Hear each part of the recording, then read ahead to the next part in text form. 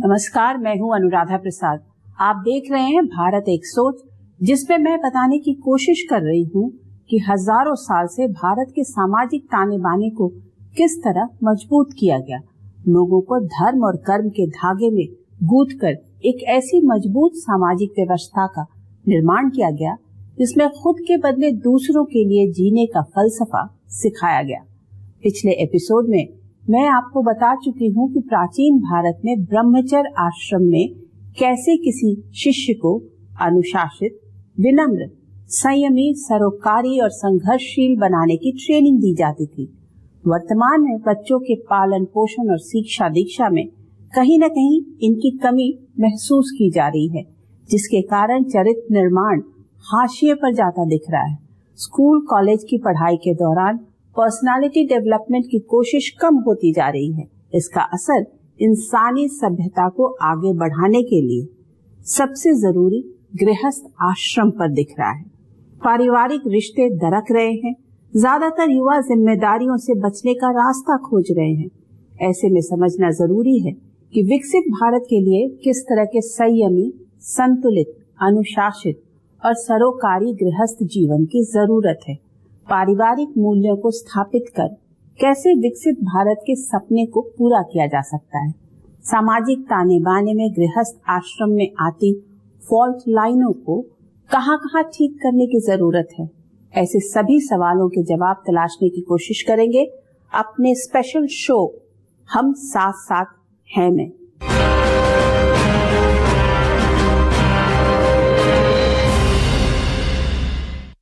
अब आपके जहन में ये बात आ रही होगी कि कहाँ ब्रह्मचर्य और गृहस्थ आश्रम की बात करते करते मैंने कार्यक्रम का नाम रख दिया हम साथ साथ हैं, जबकि नाम तो द परफेक्ट फैमिली मैन भी हो सकता था, गृहस्थ आश्रम का कर्मपथ भी हो सकता था, गृहस्थ जीवन का गणित शास्त्र या गृहस्थ आश्रम का समाज शास्त्र भी हो सकता था। दरअसल भारत की परंपरा में हजारों साल से सर्वे भवन्तु सुखिनः, सर्वे सन्तु निरामया और वसुधैव कुटुम्बकम की सोच रही है।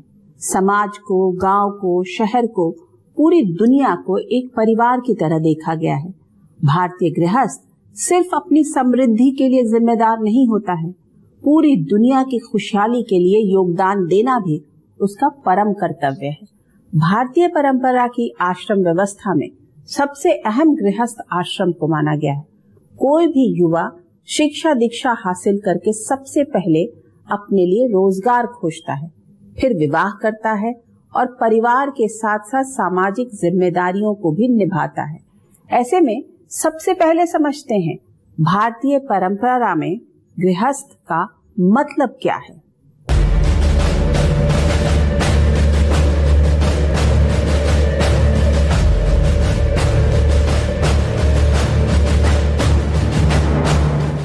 भारतीय परंपरा में गृहस्थ का मतलब है एक दूसरे के प्रति समर्पण, एक दूसरे के लिए त्याग की भावना, एक दूसरे की पसंद नापसंद की कद्र, परिवार में विपरीत स्वभाव के सदस्यों को भी साथ लेकर चलने का हुनर, छोटे बड़े फैसलों में सबकी भागीदारी। वैदिक परंपरा में गृहस्थ आश्रम की शुरुआत विवाह संस्कार से शुरू होती। विवाह वो संस्कार है जो स्त्री और पुरुष को साथ लाता है, दो परिवारों का मिलन कराता है, दो परंपराओं का संगम कराता है। धरती पर स्त्री पुरुष मिलकर एक नई दुनिया का सृजन करते हैं। यही रिश्ता सृष्टि को आगे बढ़ाने का आधार बनता है। ब्रह्मचर्य आश्रम में युवा जो कुछ सीखता है उसका इस्तेमाल गृहस्थ आश्रम में होता है। एक गृहस्थ के मूल में पूरी सृष्टि के पालन का भाव रहता है, जिसका पहली प्रयोगशाला परिवार है। इस कुटुंब को कैसे कोई चला सकता है, उसके लिए प्राथमिक प्रयोगशाला परिवार है। परिवार का कैसे बनता है, वो विवाह नाम के संस्कार से बनता है। तो जब कोई विवाहित होता है तो फिर वो अपने पूरे कुटुंब के पालन के लिए जिम्मेदार हो जाता है और फिर सबको लेकर के चलने की उसके अंदर कला विकसित होने लग जाती है। तो जो पहली शिक्षा है वो हमको गृहस्थ आश्रम में मिलती है, जहाँ पर हम विविध विचारधारा वाले लोगों को, विविध तरह की परिस्थिति वाले लोगों को, उसमें बच्चे हैं, उसमें बूढ़े हैं, उसमें जवान हैं, उसमें स्त्री है, उसमें पुरुष हैं, उसमें पढ़े लिखे हैं, उसमें मूर्ख हैं, सब एक परिवार में होते हैं। लेकिन मुखिया उन सबको लेकर के चल देता है।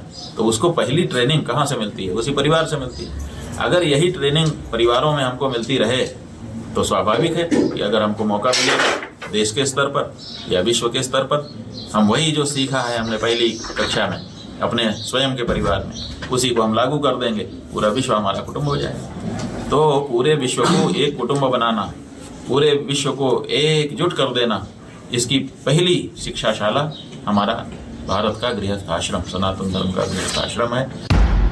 भारत के सामाजिक ताने बाने में परिवार एक ऐसी संस्था है जिसके सभी सदस्य एक दूसरे के साथ सुख दुख साझा करते हैं, एक दूसरे की बेहतरी में सहयोग करते हैं, एक दूसरे के प्रति जिम्मेदारी का हर पल एहसास होता है और सामूहिक रूप से फैसला परिवार की ताकत रही है।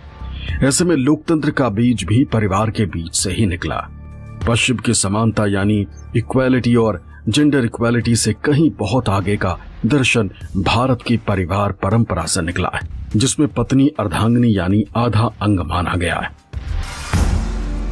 धन्यो गृहस्थ आश्रम, सबसे बड़ा कोई आश्रम है वो गृहस्थ आश्रम है। शास्त्रों में भी उसकी बड़ी प्रशंसा की है, क्योंकि गृहस्थ आश्रम से ही सारे आश्रम चलते हैं, चाहे वो ब्रह्मचर्य आश्रम हो, चाहे वो वानप्रस्थ हो या संन्यास आश्रम हो। गृहस्थ मजबूत, जड़ें मजबूत तो सब मजबूत, ठीक है ना। तो गृह में रहकर जो स्थित होकर पूरे समाज की सेवा करे वही गृहस्थ आश्रम है। और गृहस्थ आश्रम में जितनी पवित्रता होगी, जितनी दिव्यता होगी, जितनी साधना होगी, संतान भी उसी तरह से होगी। वैदिक परंपरा में विवाह दो शरीरों का मिलन नहीं बल्कि दो आत्माओं का दिव्य बंधन माना गया है, जिसका मकसद सिर्फ संतान पैदा करना नहीं बल्कि सहयोग, प्रेम, सेवा और समाज निर्माण भी है। वैदिक परंपरा में गृहस्थ जीवन के 4 मुख्य उद्देश्य बताए गए हैं। पहला, धर्म यानी समाज में रहने लायक आचरण करना।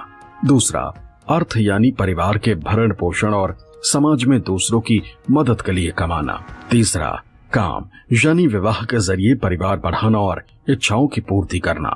चौथा, मोक्ष यानी जीवन में संतुष्टि और आध्यात्मिक शांति हासिल करना।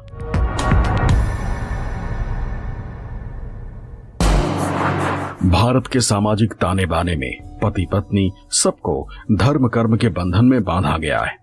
सबके लिए अधिकार और कर्तव्य के लक्ष्मण रेखा खींची गई है, जिसके नियम कायदों के दायरे में रहते हुए परिवार और समाज आगे बढ़ सके, जिसमें रहते हुए इंसान के तरक्की की खिड़की दरवाजे खुलते रहें। गृहस्थ आश्रम में इंसान एक से अनेक बनने की प्रक्रिया में आगे बढ़ता है। यजुर्वेद के मुताबिक धर्म, अर्थ और काम का प्रत्यक्ष संबंध गृहस्थ आश्रम से है, जो नियमों से बंधे होते हैं।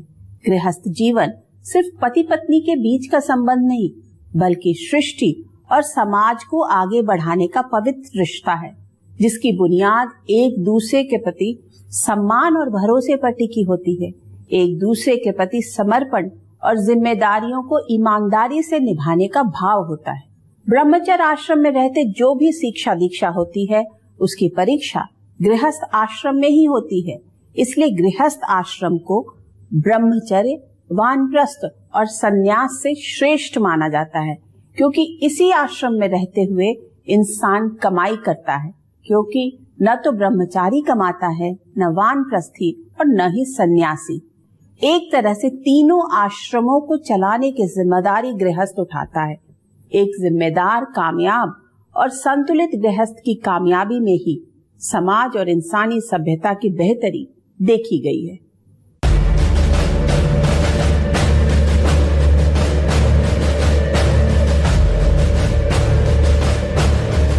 इंजीनियरिंग की मोटी मोटी किताबों को पढ़कर भारी भरकम पैकेज वाली नौकरी मिल जाती है। IIM से डिग्री के बाद कैंपस सिलेक्शन हो जाता है। स्कूल कॉलेज से पास आउट के बाद अपनी क्षमता और कौशल के हिसाब से नौकरी हासिल करना गृहस्थ आश्रम में एंट्री की पहली शर्त है। जिस तरह नौकरी में बने रहने या तरक्की के लिए प्रोफेशनल स्किल्स अपडेट करना पड़ता है, ठीक उसी तरह से परिवार को चलाने के लिए भी खास तरह के स्किल की जरूरत पड़ती है। भारत में पुरुषार्थ या जीवन की पूर्णता 4 स्तंभों पर खड़ी है: धर्म, अर्थ, काम और मोक्ष। गृहस्थ आश्रम एक ऐसी खुली प्रयोगशाला है जिसमें पढ़ना पढ़ाना, सुनना सुनाना, समझना, समझाना, सीखना, सिखाना, जीवन की सभी क्रियाएं साथ साथ चलती हैं। इसमें भोग भी है और त्याग भी, इसमें स्वार्थ भी है तो दूसरों के लिए हमेशा कुछ करने का भाव भी। दरअसल सत्यनिष्ठा, संयम और संतुलन की पटरी पर गृहस्थ आश्रम की गाड़ी लक्ष्य की ओर बढ़ती है। जो जीवन मूल्य थे कि हमारा एक आदर्श है, एक उच्चतम आदर्श है, हम सच बोलेंगे या हम सच्चाई के रास्ते पर चलेंगे, हम किसी से रिश्ता निभाएंगे, इन सब चीज़ों का कोई मूल्य नहीं रह गया है। अब केवल बस इतना है कि हमको एक इंसान की तरह रहना है, नौकरी करना है, पैसा कमाना है, जीना और अपने लिए जीना है। अच्छा गृहस्थ बनने के लिए कोई भी व्यक्ति अगर अच्छा गृहस्थ बनता है तो उसको अपने माता पिता के लिए, अपने भाई बहन के लिए, अपने उन तमाम रिश्तों के लिए त्याग करना पड़ता है, जो आज के समाज में नहीं है। ब्रह्मचर्य आश्रम का मकसद मूल रहा है समाज के लिए कुशल गृहस्थ तैयार करना। ऐसे में सफल गृहस्थ जीवन के लिए कुछ छात्रों में खास गुणों को ब्रह्मचर्य यानी पढ़ाई लिखाई के दौरान विकसित कराने की कोशिश होती रही है, जिसमें शामिल है समर्पण। इसमें पति पत्नी का एक दूसरे के प्रति समर्पित होना बहुत जरूरी है। इसके लिए पारदर्शिता, विश्वास बहुत जरूरी है। संयम, दाम्पत्य जीवन के लिए काम, क्रोध, लोभ, मोह, अहंकार पर कंट्रोल लिए बिना खुशहाल गृहस्थी असंभव है। सामूहिक निर्णय, परिवार से जुड़े फैसले जब पति पत्नी मिलकर लेंगे तभी गृहस्थी में मेरा तेरा की जगह हमारा का भाव बना रहेगा। आर्थिक संतुलन, आज की तारीख में ज्यादातर परिवारों में बिखराव की वजह कमाई कम और खर्चा अधिक है। कमाई से अधिक खर्च की प्रवृत्ति घर में तनाव बढ़ा रही है। संवेदनशील होना, इससे परिवार के सदस्यों को लगता है कि भावनाओं की कद्र हो रही है। अगर गृहस्थी से संवेदना को हटा दिया जाए तो परिवार में मनमुटाव के लिए जगह पैदा होने लगती है। गृहस्थ लोगों का बहुत बड़ी जिम्मेदारी है कि वो बैलेंस करके चले, और बैलेंस करने का तरीका ये है कि छोटी छोटी भावनाओं का ख्याल रखें। ऐसे लोगों के चक्कर में ना पड़े जो कहते हैं इससे क्या होगा, उससे क्या होगा। होता है, अगर कोई आदमी किसी को खाना पूछ देता है और वो बैठ के खाना खिला देता है तो इससे बहुत फ़र्क पड़ता है। कोई आदमी किसी को एक दिन इनकार कर देता है या कोई किसी को तल्ख आवाज़ में बात कर लेता है तो फ़र्क पड़ता है, उसका मन खराब हो जाता है, और जब मन खराब होता है तो तकलीफ़ में आता है। तो तकलीफ़ न दे करके छोटी छोटी खुशियों में अगर हम पार्टिसिपेट करें एक दूसरे के साथ, पति पत्नी के साथ, भाई बहन के साथ, माता पिता के साथ, तो देखिए वही जीवन बहुत ही खूबसूरत हो जाता है। एक कुशल गृहस्थ सबको साथ लेकर चलने की कला में निपुण होता है। चुनौतियों से घबराता नहीं, धैर्य, संयम और सूझबूझ के साथ सांसारिक जिम्मेदारियों को निभाता है। कुशल गृहस्थ एक योगी की तरह ही जिंदगी जीता है। संयम में भोग उसकी जिंदगी का फलसफा है। गृहस्थ आश्रम में प्रवेश करने के साथ ही इंसान सिर्फ खुद के लिए नहीं, अनेक के लिए जीने लगता है।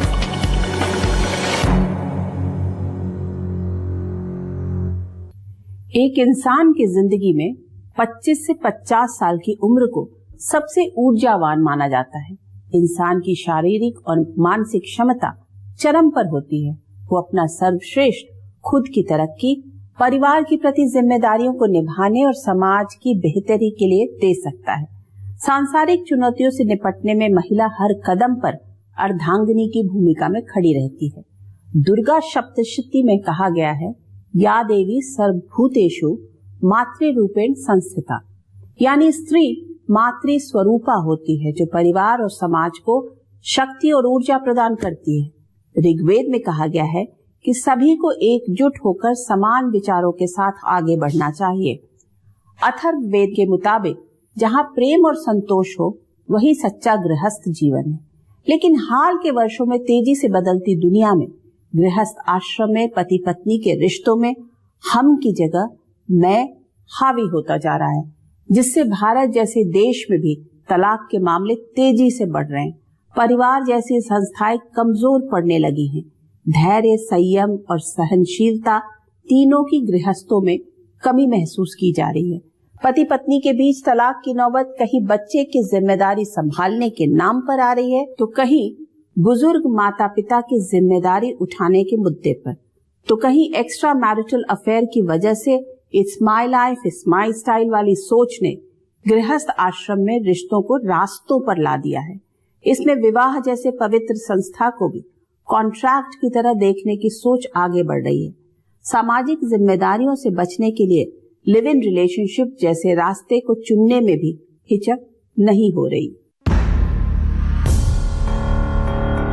भारत में पति पत्नी का रिश्ता 7 जन्मों का माना जाता है, लेकिन पिछले कुछ वर्षों में हमारे देश के भीतर भी तलाक के मामलों में तेजी आई है। पति पत्नी के रिश्तों में अविश्वास और मेरा तेरा की भावना जगह बनाने लगी है। ये विवाह एक संस्कार है, विवाह कोई कॉन्ट्रैक्ट नहीं है, MOU किया और फिर तोड़ लिया। संस्कार कोई नियम नहीं है, संस्कार तो मर्यादा है, पवित्रता है, जीवन की नींव है। उस नींव को कमजोर करने के लिए आज नई नई चीजें आ गई हैं। शादी ब्याह में जो पाश्चात्य संस्कृति को लोगों ने अपनाना शुरू किया, इससे मानसिक अवस्था बदल गई लोगों की। पहले ताकि सही बार शादी हो गया तो 7 जन्म में चलेगा, लेकिन अब क्या होगा कि अब तलाक के भी मामले बढ़ रहे हैं, संबंध विच्छेदन के भी मामले बढ़ रहे हैं। और कारण यही है कि लोग ये मान करके चलते हैं कि जिससे हमारा विवाह, वो तो ठीक रहे, हम ठीक रहे चाहे ना रहे, हम उसका ध्यान दें चाहे ना दें, लेकिन ये बहुत लंबे समय तक नहीं चल सकता है। ये परिवार में दोनों व्यक्तियों को, जो भी आपस में रिश्ते बनाते हैं, उनको एक दूसरे का ख्याल रखना पड़ेगा। समाज शास्त्रियों की सोच है कि रिश्तों को लेकर नजरिए में बदलाव की एक बड़ी वजह अर्थ यानी पैसा भी है। समाज के बड़े वर्ग के जहन में ये बात बैठती जा रही है कि अगर पैसा रहेगा तो सुख सुविधा की सभी चीजें जुटाई जा सकती हैं। ऐसे में युवा पीढ़ी की प्राथमिकता सूची में पैसा कमाना ऊपर और रिश्तों को निभाना नीचे होता जा रहा है। जो छोटे छोटे मूल्य हैं, छोटे छोटे इंटरेस्ट हैं, उसमें समाज बढ़ता चला जा रहा है। और विशेषकर जो आज का युवा है, जिसके लिए चुनौतियों का अंबार है, अगर वो चुनौती का सामना नहीं करेगा तो वो जी नहीं पाएगा, और इसलिए वो अकेला इंडिविजुअलिज्म की तरफ बढ़ गया है। तो इसको हम तोड़ सकते हैं, इसका हम ऑल्टरनेटिव दे सकते हैं। भारतीय परंपरा में विवाह सिर्फ लड़का लड़की का मिलन नहीं, 2 परिवार, 2 परंपराओं, 2 जगह, 2 समाजों का जुड़ाव था, जिसमें मेरा तेरा नहीं, हम का भाव था। आपस में मिलजुल कर समस्याओं से जूझने की सोच थी। लेकिन आर्थिक तरक्की की ओर तेजी से कदमताल करती दुनिया में संयुक्त परिवार टूट रहे हैं। एकल यानी छोटे परिवारों की संख्या दिन दूनी रात चौगुनी बढ़ी है। पति पत्नी के रिश्ते में आया दहेज, पति पत्नी के रिश्ते में आया शक, पति पत्नी के रिश्ते में आया स्वार्थ, पति पत्नी के रिश्ते में आया जो मानवीय मूल्यों का क्षरण, सांस्कृतिक मूल्यों का क्षरण, इससे रिश्ते खराब होते चले गए। तो पूरे गृहस्थ व्यवस्था जो है वो डवाडोल हो गई, क्योंकि आपस में एक दूसरे का भरोसा नहीं रहा। और एक दूसरे का भरोसा हो भी कैसे? हर व्यक्ति एक दूसरे से झूठ बोल करके ये मान करके चलता है कि हम इनसे झूठ बोल लें और झूठ बोल करके हम रिश्तों की बुनियाद रखें। तो जहाँ पर इस तरह की बात आएगी, जहाँ पर रिश्तों में इस तरह के छल कपट भेदभाव इस तरह की बात आने लगेगी, कटुता आएगी, संबंध खराब होने लगेंगे, तो वो रिश्ता चल नहीं सकता। इसलिए गृहस्थ जीवन की चूल्हे हिल चुकी हैं। महानगरों में खर्च चलाने के लिए ज्यादातर पति पत्नी दोनों को ही नौकरी करनी पड़ती है। घर से बाहर तक की जिम्मेदारियों को संभालने की प्रक्रिया में कई मोर्चों पर चुनौतियों का सामना करना पड़ता है। तनाव और खिंचाव भी पैदा होता है। ऐसे में मेरा तेरा, अविश्वास और संवेदनहीनता जैसी कई चीजें वक्त के साथ पति पत्नी के रिश्तों में जगह बनाने लगती हैं, जिसकी अति तलाक तक पहुंच जाती है। दुनिया के दूसरे देशों की तुलना में भारत में अभी तलाक के मामले बहुत कम हैं, लेकिन हाल के वर्षों में खासकर तलाक के मामले तेजी से बढ़े हैं। इसमें पढ़े लिखे युवाओं में एक सोच ये भी काम कर रही है कि जिंदगी ना मिलेगी दोबारा, यानी अपनी खुशी के लिए जो करना पड़े करने में क्या हर्ज है। इसमें मेरी खुशी, मेरा सुख, मेरा रुतबा, मेरा पैसा, मेरी मर्जी इतना हावी होता जा रहा है कि हम वाली सोच और संस्कृति किनारे लग चुकी है। ऐसे में पारिवारिक और सामाजिक रिश्तों में दूसरों की भावनाओं की कद्र के लिए जगह दिनों दिन कम होती जा रही है। जिस दिन भारत के संविधान में भारत के 2 नाम रख दिए गए, किसी भी व्यक्ति के 2 नाम नहीं होते हैं। आप पूरे संसार में चले जाइए, आप बताइए किस देश के 2 नाम, केवल आपका 2 नाम। उसी दिन से ये इसकी नींव पड़ गई। भारत इंडिया बन गया, इंडिया भारत बन गया, और इसका परिणाम क्या हुआ? मनमानापन आ गया। अब जब आप इंडिया कहने लग गए और इंडिया के अनुसार व्यवहार होने लगा, तो फिर पाश्चात्य संस्कृति भी, क्योंकि शब्द आपने पाश्चात्य का लिया तो अर्थ भी पाश्चात्य आने लगा। अब पाश्चात्य की संस्कृति आपके यहाँ आने लग गई, तो स्वाभाविक है ये लिव इन रिलेशनशिप आएगी और भी समलैंगिकता आएगी और इसी तरह के दूसरे जो पाश्चात्य संस्कृति के गुण दोष हैं वो सब यहाँ पे आएंगे और हमारे यहाँ का जो संस्कार था वो तिरोहित होता चला जाएगा। ये हो रहा है। पश्चिमी देशों के सामाजिक ताने बाने में आते बदलावों की हवा तेजी से भारत तक पहुंच रही है, जिसका साइड इफेक्ट ये है कि देश की एक बड़ी युवा आबादी में रिश्तों को बोझ की तरह देखने की प्रवृत्ति तेजी से बढ़ रही है। एक स्टडी के मुताबिक साल 2021 से 22 के बीच सबसे अधिक 25 से 34 साल के लोगों ने तलाक लिए। इसके बाद तलाक लेने वालों में 18 साल से लेकर 24 साल के बीच का नंबर है। भारत में सबसे अधिक तलाक के मामले महाराष्ट्र से आए, दूसरे नंबर पर कर्नाटक है। परिवार जैसी पवित्र संस्थाओं के टूटने या कमजोर होने का सबसे बुरा असर बच्चों पर पड़ता है। बच्चे उन्हीं संस्कारों के साथ समाज में अपनी भूमिका निभाते हैं जैसा उन्होंने परिवार में देखा या सीखा है। ऐसे में एक मर्यादित और संयमित गृहस्थ न सिर्फ देश के लिए एक योग्य नागरिक पैदा करता है, बल्कि देश और दुनिया की खुशहाली में भी अपना गिलहरी योगदान देता है। गृहस्थ की कामयाबी में ही समाज की तरक्की है। एक गृहस्थ समाज ही नई पीढ़ी को जन्म देता है, उसका पालन पोषण करता है, शिक्षित यानी योग्य गृहस्थ बनाता है। इसी तरह कुशल गृहस्थ वानप्रस्थ आश्रम और संन्यास आश्रम को चलाने में योगदान देता है। परिवार की जिम्मेदारियां संभालने के लिए कमाता है। कमाई का कोई भी जरिया हो सकता है, खेती, व्यवसाय या नौकरी। मतलब अर्थव्यवस्था की चाक से सामाजिक व्यवस्था चलाने में गृहस्थ अहम भूमिका निभाता है। शिक्षा के साथ दीक्षा देना संस्कारों की, ताकि जीवन में जब कोई भूचाल आए तब वो अपने आप को मजबूती से खड़ा रख सके। Things may go up and down but then the family will not go up and down. अच्छी फैमिली, अच्छा परिवार, संस्कार युक्त परिवार समाज के लिए वरदान है। अगर वो वरदान जो समाज के लिए है, केवल एक परिवार नहीं, सारा समाज अलग अलग परिवार के रूप में, इकाई के रूप में खड़ा होकर पूरे राष्ट्र का निर्माण करता है। इसलिए हर एक परिवार में संस्कारों का होना बहुत जरूरी है। गृहस्थ इकलौता ऐसा है जो सिर्फ इंसान ही नहीं, पशु पक्षी के रहने से लेकर खाने पीने तक का इंतजाम करता है। अपने कमाए धन से समाज के दूसरे लोगों की सहायता का आधार बनता है। प्राचीन काल में भी राजा महाराजा और धनी लोग अतिथिशाला, धर्मशाला और मंदिर बनवाते थे, तालाब और कुआं खुदवाते थे। बच्चों को शिक्षित करने के लिए स्कूल खोले जाते थे। बेहतर और खुशहाल समाज के निर्माण कार्य में सभी गृहस्थों के लिए पंच महायज्ञ जैसे विचार आगे किए गए।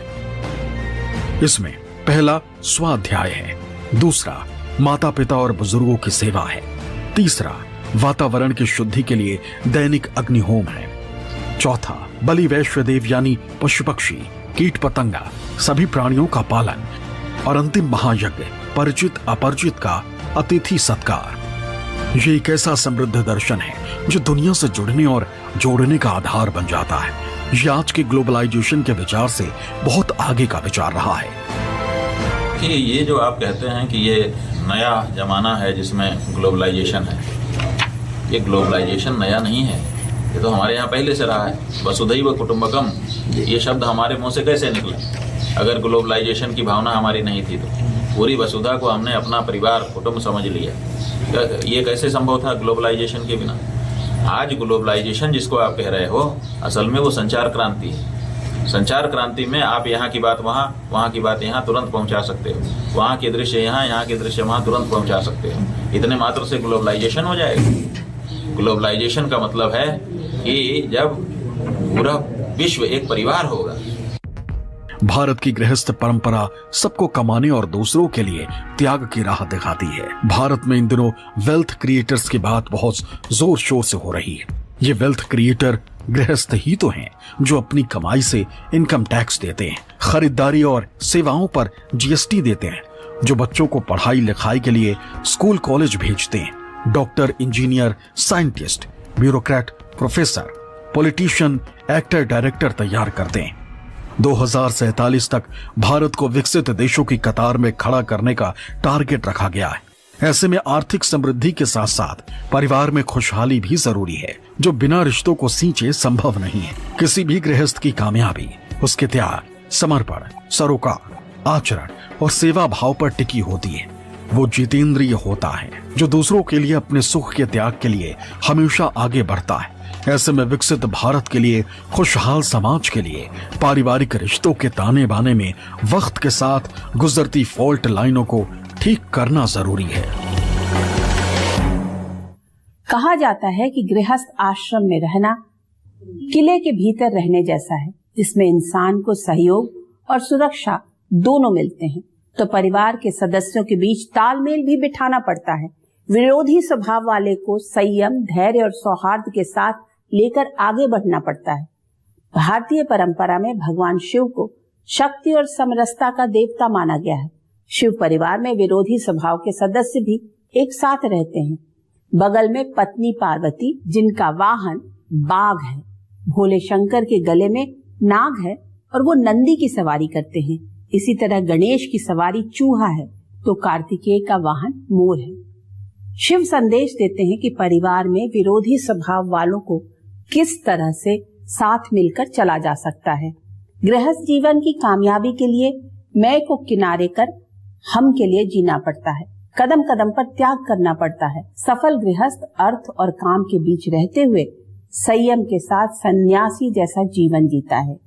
त्रेता युग के मर्यादा पुरुषोत्तम श्री राम का जीवन भी यही संदेश देता है और आधुनिक युग में महात्मा गांधी भी कुछ इसी तरह का रास्ता दिखा गए।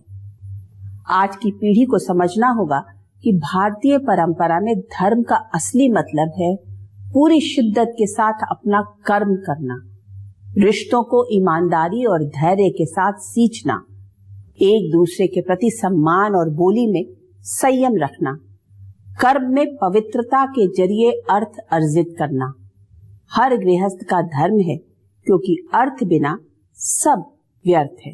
अर्थोपार्जन परिवार के लिए ही नहीं, समाज के लिए, देश के लिए होना चाहिए, न कि सिर्फ और सिर्फ खुद के भौतिक शरीर की सुख सुविधा और भोग विलास के लिए। आज के इस एपिसोड में बस इतना ही। आपसे फिर मुलाकात होगी किसी ऐसे मुद्दे के साथ जिसे जानना और समझना हम सबके लिए जरूरी होगा। तब तक के लिए मुझे दीजिए इजाजत। निष्पक्ष खबरों के लिए आप देखते रहिए न्यूज़ 24। नमस्कार।